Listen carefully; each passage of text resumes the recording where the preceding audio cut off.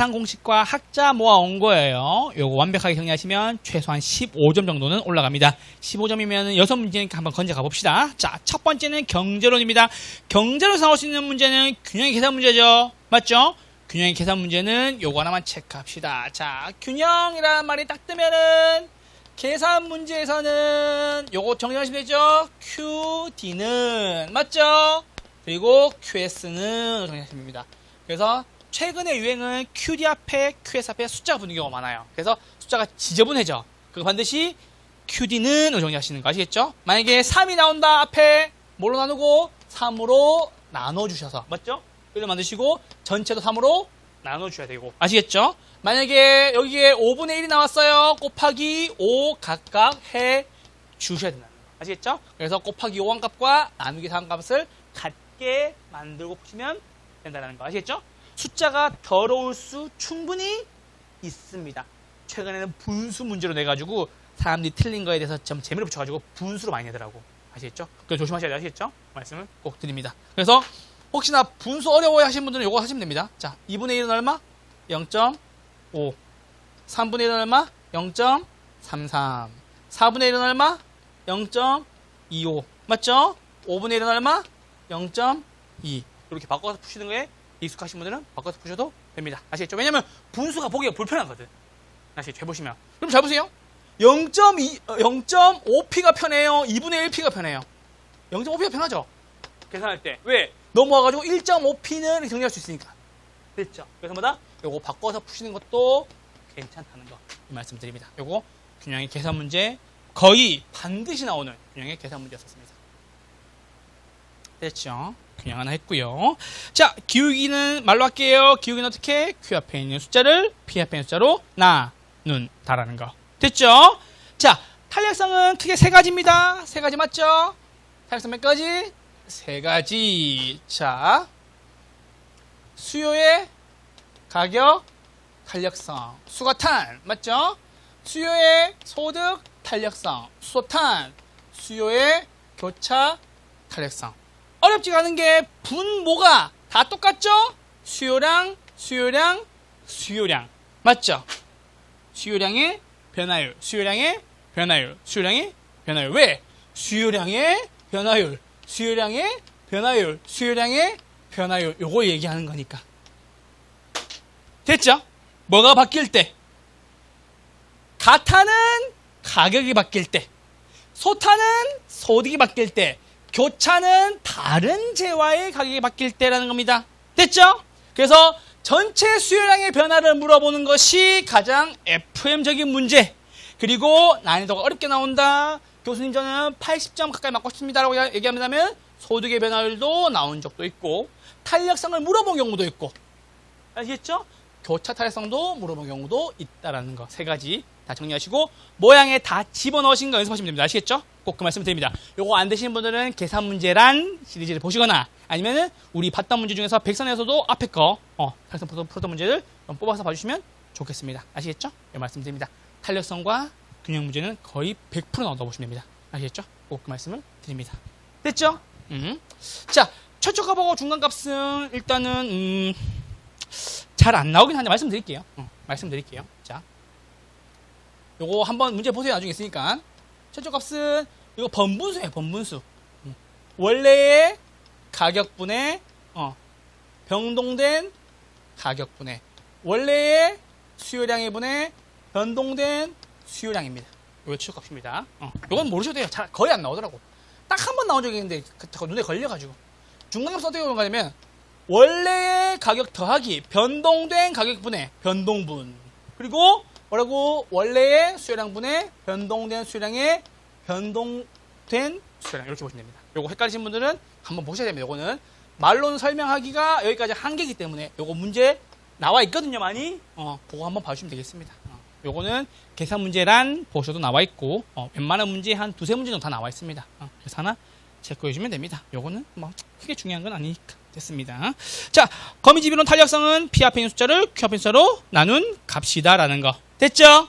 오케이. 자, 쌍로 넘어가시죠. 저 보세요. 정보 현재 가치 큰 돈에서 작은 돈 빼고 안대락률 곱하고 분모로 내려갈게요. 1 플러스 요구 수익률에 맞죠? 아래 뭐다? n승으로 나누시면 됩니다. 됐죠? 요게 정보의 현재 가치. 토지의 현재 가치는요. 큰 돈 곱하기 될 가능성. 맞죠? 작은 돈 곱하기 안 될 가능성. 각각의 곱을 합하고 뭐로 나눈다? 1 플러스 R의 n승으로 나눈다. 이게 정보의 현재 가치와 토지의 현재 가치였습니다. 따라오고 있죠? 자, 입직에서 LQ 쉽죠? 자, LQ 문제 나왔을 때 진짜 우린 다 풀 수 있다고. 제가 처음에 계산을 쉽게 풀어주려고 하면서 연구했었을 때 LQ 문제 나와가지고 극찬을 줬던 게 이거였죠. 모양 보는 거. 처음에 봤었을 때 우리 이거 문제 봤었을 때는 잘 안 풀렸지만 요거 배우고 나니까 잘 풀리죠? 전전 어디? 여기. 가장 큰 수예요. 아셨죠? 지지 어디? 여기. 가장 작은 수예요. 그쵸? 그리고 우측 끝에 있는 거, 아래쪽 끝에 있는 거. 전지든 지전이든, 전지든 지전이든 상관없다. 상관없다. 맞죠? 곱하고 나누고 나누고 곱하고 나누고 나누고 곱하고 나누고 나누고 맞죠? 여기에 LQ. LQ 값이 1보다 큽니다. 문산업, 기반 산업 됐죠? 여기까지. 그래서 입지계수 LQ 문제는 전전 곱하고 전전에다 지지 곱하고 전지 나누고 지전 나눈다는 거. 모양 기억하셔야 돼요. 아시겠죠? 모양 기억 안 나시는 분들은 하나 그리셔서 납주도 됩니다. 자, 허프의 확률 모형하고 레일리의 소멸 법칙은 같은 공식이니까는 같이 쓸게요. 아시겠죠? 같이 씁니다. 자, 거리의 제곱분의 면적. 맞죠? 거리의 제곱분의 면적. 맞죠?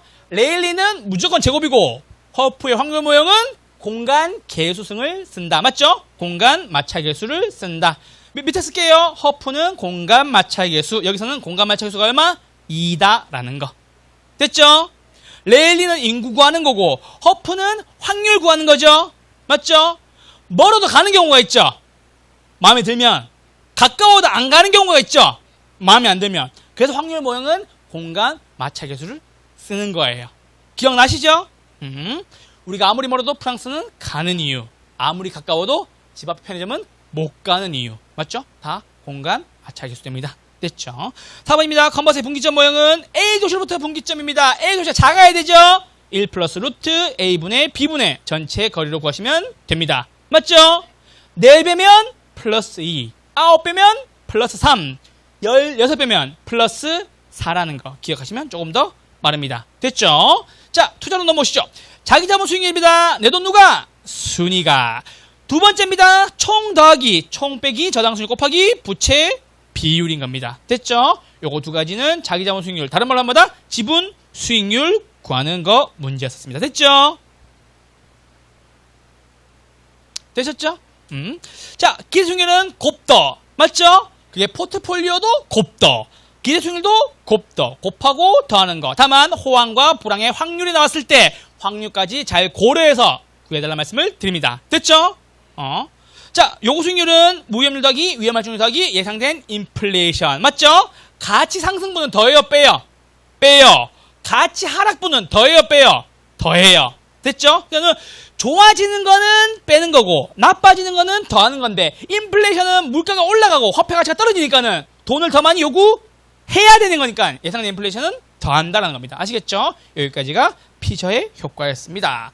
화폐의 시간가치 요거는 아까 했던 거 가볍게 보도록 할게요. 1년은 1 플러스 R의 N승, 1년은 1 플러스 R의 N승분의 1, 연내는 R분의 맞죠? 큰 수에서 작은 수 뺀다. 1 플러스 R N승은 1보다 무조건 크죠? 빼기 1이고 연년은 R분의 연금이니까 R분의죠? 1 마이너스 1 플러스 R의 마이너스 N승이다. 연내는 적립식 매수에서 30년 후에 가치 할아버지 쓰는 거 맞죠? 매달 100만원씩 주식 투자했었을 때 30년 후에 가치가 얼마인가 맞죠? 연현은 720 연금 복권 내가 20년 동안 700만원 받는 거 한 번에 받으면 얼마인데 구할 때 쓰는 공식 됐죠? 말씀을 드립니다. 현금 수익 측정입니다. 영업현금 흐름 몇 단계? 10단계. 가공기, 유형순, 부세, 영세. 별표 칠게요. 유효청소도 별표. 영업경비 별표. 순영업소득 별표. 부채 서비스 별표. 점프하시고 뒤에 영업 별표. 됐죠? 앞에 영업은 뭐예요? 영업 경비. 뒤에 영업은 뭐예요? 영업 소득세. 그래서 앞에 영업 경비는 포함인지 불포함인지 구분하시고 영업 소득세는 순대 더하고 이간 빼서 과세소득에서 세율 곱해서 구하는 거고 세대원 더하고 간 빼서 세율 곱해서 구하는 거고 맞죠? 그래서 00 됐죠? 기억나시죠? 잊으라 했는데 잊어달라 했는데 진짜 잊으면 돼요 안 돼요? 안 된다. 영영 못 잊을 거야. 됐죠? 아마 나는 너를 됐죠? 다음 주에 불러드릴게요. 왕곡은 우리 합격자 모임에서 봅시다. 사랑하고 있나봐. 요즘에 목이 쉬어가지고 목소리가 좋아졌어. 됐죠? 그래서 영영 기억하시면 됩니다. 됐죠? 자, 매각현금은 매매 순미 세. 자, 세였습니다. 몇 단계? 7단계였습니다. 현금 수지 측정, 영업 현금 흐름 1번에 별표 하나만 해주세요. 무조건 나오는 거. 우리 항상 모를 때는 영업 현금 흐름. 그래서 문제에 혹시 가공기가 보이면은 무조건 영업 현금 쓰는 거 아시겠죠? 그 말씀을 드립니다. 자, 6번 잔금 구하는 거죠. 원리금 곱하기 연년. 남은 기간 아시겠죠? 잔여 기간. 그리고 잔금 비율은 어떻게 구한다고? 연년의 잔여 기간에서 연년의 전 기간이라는 거. 그리고 하나 알고 계셔야 돼요. 자, 첫 번째는 원리금 곱하기 연년의 잔여 기간이었죠. 이게 잔금 구하는 거죠. 두 번째는 뭐예요? 대출금으로도 구할 수 있죠. 대출 곱하기 뭐다? 잔금 비율로 구하는 거. 이 잔금 비율이 뭔데? 연, 현의 잔여 기간을 연, 현의 전체 기간으로 나눈 값. 됐죠? 감정평가에서 요 문제가 유행하고 있어요. 조심하셔야 돼요. 대출금 곱하기 얼마? 잔금 비율 구하는 거. 됐죠? 이것도 계산 문제는 있어요. 제가 대출금 1억 주고 연연 얼마? 1억 5천 주고 150분에 100 했던 문제 있었어요. 그래서 1억 나왔던 게 있었어요. 이 문제가 기억나시면 성공한 거. 기억 안 나시면 꼭 보셔야 돼요. 됐죠? 자, 두 번째 영영 못 잊을 거야. 됐죠? 영업소득세 순대 더하고 이간 빼고 세대원 더하고 간 뺀다. 세대원에서 세는 세 전이에요? 세 후예요? 세 전이었죠? 됐죠? 오케이? 자, 저 보세요. 자, 손이가요, 손이가 할인현금 수지법에 순내지 순내가시법은 유입에서 유치를 뺀 값이고요. 내부 수익률은 유입과 유출을 같게 만들어서 수령가는 0으로 수익성 지수는 1로 순0 지수 1 기억나시죠? 순내지에서 지는요 유입을 유출로 나눈 값. 대한 끼워서 읽으면 유출에 대한 유입. 됐죠? 대한 앞에는 분모가 온다는 거 요거 말씀을 드립니다. 자, 한 장 넘어가시죠.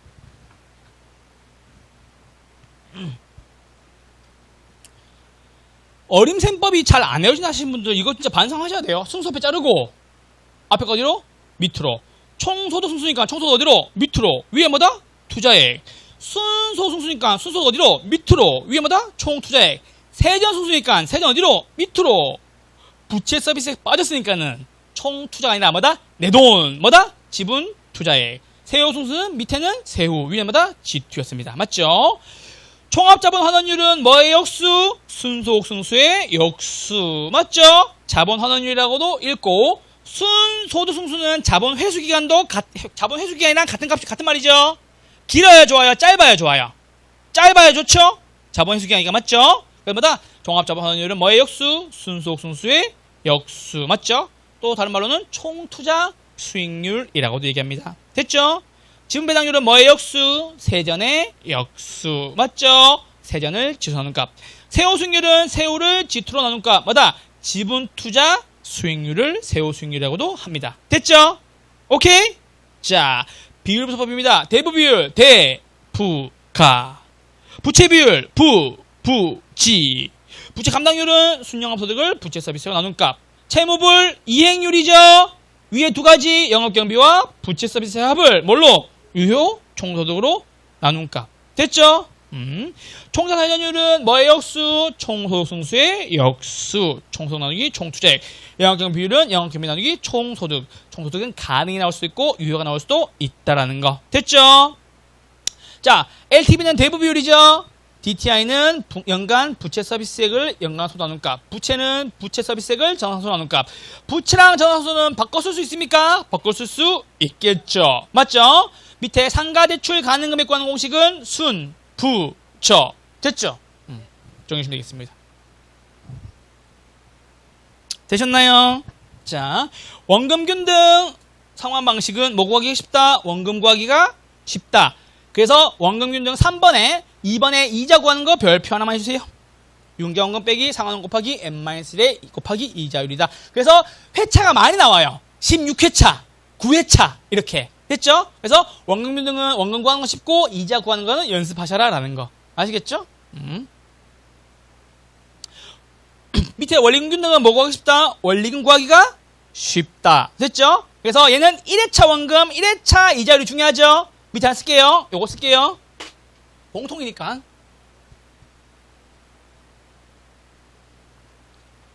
1회차 이자. 공통이죠? 어떻게 구해요? 대출금. 곱하기, 뭐다? 2.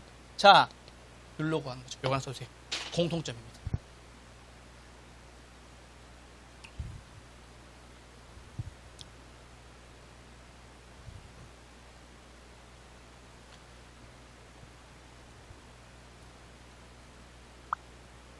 되셨죠? 자, 이제 감정평가 계산 문제입니다. 지수법입니다. 신축 공사비 곱하기 건축 시점 지수분의 기준 시점 지수. 그래서 해보세요. 요거는 쓰세요. 자, 건축 시점 지수죠. 밑에. 여기는 무조건 100입니다. 기준 시점은 뭐 120이 나올 수도 있고 130이 나올 수도 있고 140이 나올 수도 있고 등등 나올 수 있는데 건축 시점 지수는 100밖에 안 나온다라는 거. 변동을 적용법은 매년 오르는 거죠. 얼만큼? R만큼. 몇 년? N년 동안. 됐죠? 1 플러스 R의 N승입니다. 됐죠? 저번에 당 나오면 뭐로 나누고? 연면적으로 나눈다는 거. 됐죠? 자, 그래서 제조단가 구하는 방법은 요거 세 가지였습니다. 자, 적어보세요. 적어보세요. 자, 재조달 원가 이렇게 읽어야 돼요. 다시 조달했었을 때 원가를 얘기하는 거예요. 내가 지을 수도 있고 남한테 맡길 수도 있어요. 근데 제조사가 산정할 때는 뭐가 기준이에요? 남한테 맡기는 거. 우리가 뭐라 그러죠? 도급건설 기준이죠. 맞죠? 대치원가가 있고 복제원가가 있어요. 대치원가는 완전 똑같이 만드는 거죠. 신축 부동산에 유리하고 물리적, 기능적, 경제적 단가를 다 고려합니다. 근데 대치원가 혹은 대체원가는 오래된 부동산에 적용되는 것이 쉬움으로써 기능적 단가는 미리 고려됐기 때문에 기능적 단가가 고려한다 안 한다? 안 한다. 그쵸? 그거 하나 기억하시면 됩니다. 아시겠죠? 그래서 뭐다? 대체원가, 복제원가, 자가냐, 도급이냐. 요거 하나 기억하시면서 넘어가시죠. 원가 방식입니다. 원가 방식에서 1번 정액법의 별표 하나만 주세요. 제조다 원가에서 감가누계액 뺀다. 제조다 원가 어떻게 구했죠? 신축공사비 곱하기 지수법 혹은 변동률 적용법. 맞죠? 감가누계액은 제조다 원가는 재활용해야 되겠죠? 재 빼기 잔존가치, 내용연수, 경과연수 체크해주시고. 자, 이쪽 와보세요. 함정이 빠지면 안 돼요. 자, 제조도 원가 빼기 감가 누계액이죠. 제조도 원가 빼기 잔존가치 나누기 내용연수 곱하기 경과연수. 내용연수에서 함정이 있죠. 잔존 나옵니다. 뭘 더해야 돼요? 경과연수 더해서 구해야 되는 거죠. 잔존 경정연수 조심. 맞죠? 잔존 나오면은 경과연수 더해라. 왜? 총 경정연수가 함정이니까. 됐죠? 그리고 경과연수는 뭐다? 만년 감가 기준 조심해라. 맞죠? 3년 11개월이에요. 몇 년을 보는 거예요? 3년. 4년 4개월이에요. 몇 년 받는 거예요? 몇 년을 봐야 돼요? 4년. 됐죠? 그래서 내용연수는 잔존인지 보셔서 경과연수 더해라. 됐죠? 경과연수는 만년 감가 조심하셔라 라는 거. 아시겠죠? 개월수 다 버려라 라는 거. 요거 되게 함정이었습니다. 말씀을 드립니다. 원가법 정의법 됐습니다. 제조원가 곱하기 잔가율의 N승이 됐고요. 적산임료입니다. 초대 곱하고 필요경비 더한다 라는 거 됐죠? 기초가액이에요. 기대 이율이에요. 됐죠? 자, 비교 방식입니다. 1번, 2번 묶어주세요. 거래사례, 임대사례. 맞죠? 사례 곱하기 사시가. 맞죠? 가래사례 곱하기 사시가. 3번에 체크하시고 뭐 없다? 사정보정 없다. 무슨 개그? BCG 개그. 다 왔어요. 다 왔어요. 이제 좀만 참으세요. 다 왔어요. 수익 방식입니다. 수익가액은 돌고 도네요. 순환한다. 순회하지 않고 순환한다고요. 됐죠? 나는 그 뒷줄 반장 이름이 너무 마음에 들어. 네. 왠줄 알아요? 유효총소득도 있고 순영업소득도 있고 다 있어요. 저분 이름에. 내가 이제 유영수로 바꾸고 싶어 이름을. 그럼 최고야 그러면. 학계론을 왜 튀어나온 사람이야. 근데 뒷줄 반장님 사람 이름을 놀리면 안 되는데 내가 그 뒷줄 반장님 이름 듣고 계속 그걸 머릿속에 맴도는 거야. 그쵸? 됐죠? 그래서 뭐다? 수익가액은 순환한다. 됐죠? 순영업소득 어떻게 구해요? 가공기 유형순에서. 환원이 어떻게 구해요? 주거나. 맞죠? 밑에서 나온 걸로 구하면 되겠죠? 환원이율은 자본 수익률 더하기 자본 회수율. 맞죠? 2번의 별표, 3번의 별표. 환원이율 5번에 2번, 3번 별표 해주세요. 여기서 많이 나오죠? 순수익을 가격으로 나눈 값. 가격에 쓸게요. 잠깐만. 5번에 2번이에요. 마지막. 환원이율 5번에 2번. 환원이율 5번에 2번. 손 나누기 가격이잖아요. 여기 옆에다가 총 투자액 쓰셔도 돼요. 총 투자액 혹은 수익가액 쓰셔도 돼요. 다 똑같은 말이니까. 가격, 총 투자액, 수익가액 다 똑같은 말이니까. 부채 감당률로 구하는 무슨 공식? 환원율 공식 무슨 부대? 저부대였습니다. 그리고 하나만 더 합시다. 하나만 더. 3번 됐고. 4번. 하고 싶은 말이 있죠. 토지는 뭐끼리? 토지끼리. 더하기. 건물은 뭐끼리? 건물끼리. 됐죠? 쉬고. 자, 그리고 하나만 더 할게요. 자, 이거 해야 될 것 같아. 3번 비교 방식 잠깐만 올라와 주세요. 비교 방식 잠깐만 올라와 주세요. 이거 실수할 것 같아가지고. 사실 제가 해서 그런 거예요. 제가 87번에서 실수해서 그런 거예요. 제가 해서 그런 거예요. 3번 비교 방식 잠깐 올라오세요. 첫 번째 조심해야 될 거 면적 비교치 쓰세요. 면적 비교치. 됐죠? 대상 부동산 어디에? 위에. 사례 부동산 어디에? 아래에. 됐죠? 자, 두 번째 작게 써요. 작게. 기호 1번, 2번, 9번. 3번 지역 요인 구분. 상업지역인지 공업지역인지 준주거지역인지. 네 번째 가격 구성 비율 체크. 잘하는 사람들도 실수할 수가 있다고. 그래서 이거 조심하세요. 시험장에서 실수하면 안 되니까. 네 가지예요. 면적, 기호, 지역, 가격.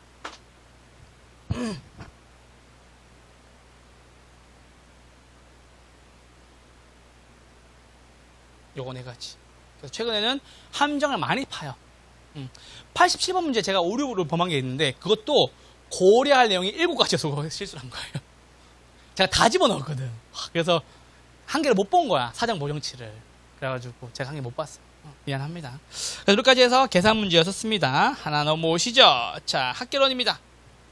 됐죠? 자, 왜 19인이냐? 여기에 정책론 한 명이 더 들어가 있어요.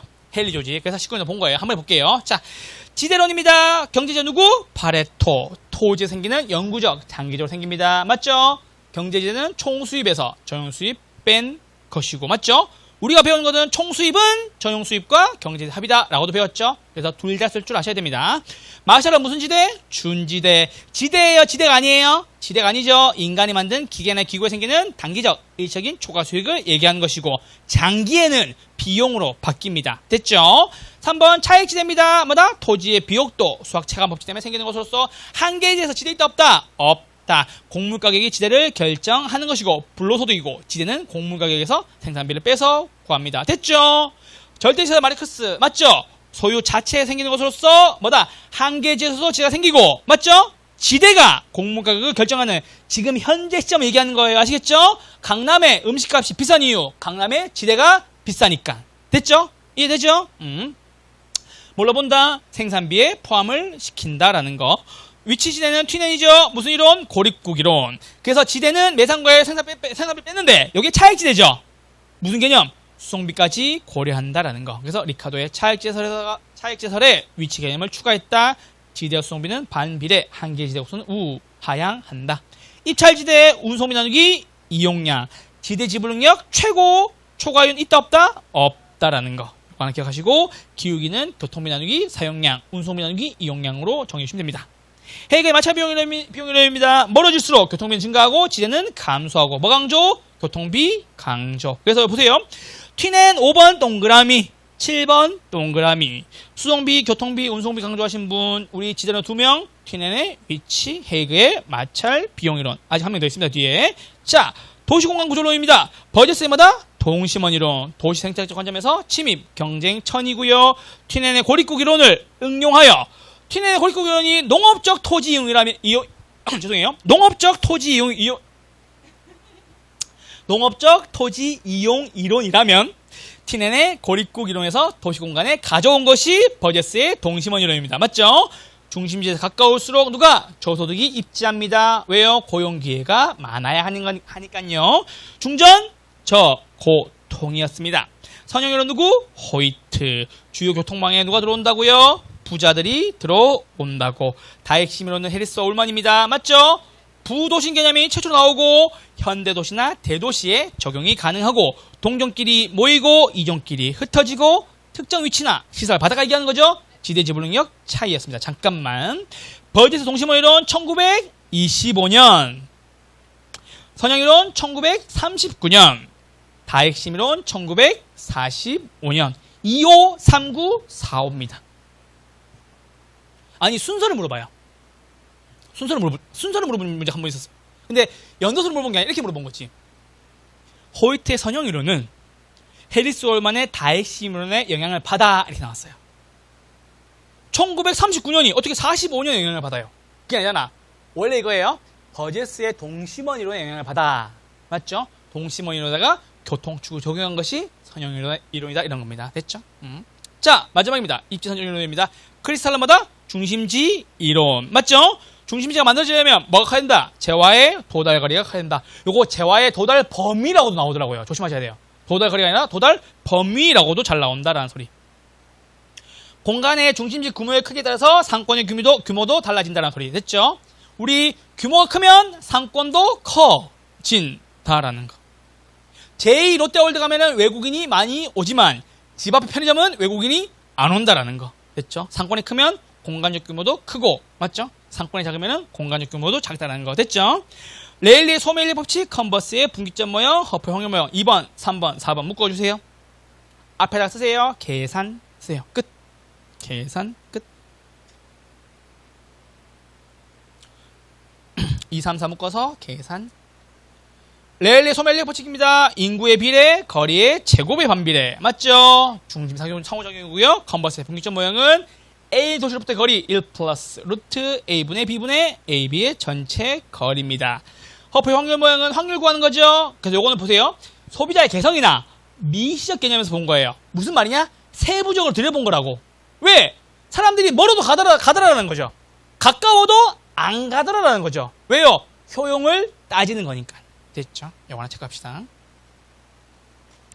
그래서 뭐라고? 소비자의 개성이나 미시적 개념에서 중심지 상호작용을 본 거고 수, 거리, 면적 본다라는 소리. 수와 거리는 반비례, 면적은 비례. 됐죠? 교통조건 양호할수록 전문품점일수록 마찰 개수는 작아지고, 맞죠? KTX가 뚫릴수록 더 가게 되고, 맞죠? 명품점일수록 더 가게 되고. 됐죠? 그 말씀 드린 겁니다. 불량 일상용품점 간다 안 간다? 안 간다. 프랑스 파리까지 비행기 타고는 가지만 수영에서는 못 간다. 됐죠? 우리 프랑스 파리의 샤넬 매장은 가고 싶지만 집 앞 편의점은 안 가고 싶다. 됐죠? 그 말인 겁니다. 내일세 소매입주론입니다. 점포입주마다 8원치. 무엇을 강조? 양립성을 강조해서 보완관계 야채가게 옆에 정 6점. 요거 기억나시죠? 6번, 7번은 공업입주론입니다. 배번은 최소 비용이론. 누구 측면? 공급자 측면. 역시 수송비는 최소, 임금은 최소, 집정형은 최대가 되겠죠. 수송비는 무거울수록 많이 내고 멀수록 많이 낸다. 맞죠? 수송비는 무게와 거리에는 비례하고 레쉬는 최대 수요율은 누구 측면? 수요 측면. 시장 확대 가능성 동그라미 하나만 해주세요. 6번, 7번은 공업 입지론이었습니다. 마지막입니다. 헨리 조지입니다. 토지 당일세론 요거 한번 체크할게요. 세 번째 줄에 지대 수입을 100% 징세하고 토지세만 내고 다른 세금을 다 철폐하자라는 것이 헨리 조지의 토지 단일세론입니다. 초등학교밖에 안 나왔어요, 이분은. 근데 전 세계 경제학에 역작을 남긴 거죠. 그래서 여기까지가 계산 공식과 학자였습니다. 다음 주에는 51번부터 100번까지 마무리 지을 거고요. 한 장 정리 드릴 거고요. 저의 강의도 마무리될 겁니다. 마지막 인사입니다. 다음 주에 뵙죠. 고맙습니다. 네.